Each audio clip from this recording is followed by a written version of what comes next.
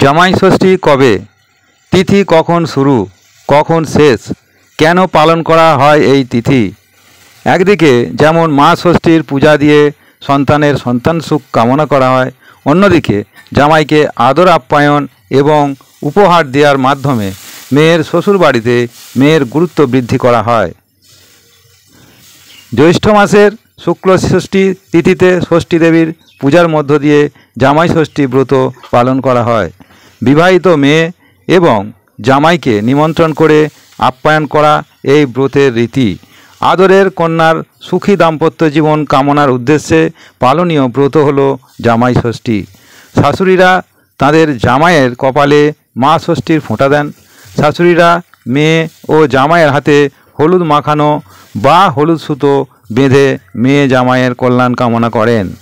এই ব্রত পালনের মধ্য দিয়ে হিন্দু সংস্কার এবং সামাজিকতা উভয়ই পালন করা হয়।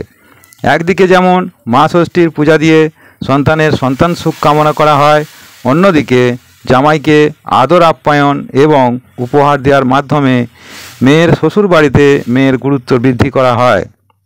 জামাইয়ের হাতে হলুদ সুতো বেঁধে জামাইয়ের ঐশ্বর্য এবং মান যশ বৃদ্ধির কামনা করা হয়। এবছর জামাই ষষ্ঠী পড়েছে আগামী 1 জুন অর্থাৎ 17 জ্যৈষ্ঠ রবিবার। থাকবে 31 মে রাত 12টা 34 মিনিট 4 সেকেন্ড থেকে 1 জুন রাত 12টা 8 মিনিট 13 সেকেন্ড পর্যন্ত থাকবে ষষ্ঠী তিথি। ধন্যবাদ, সাবস্ক্রাইব করে পাশে থাকবেন।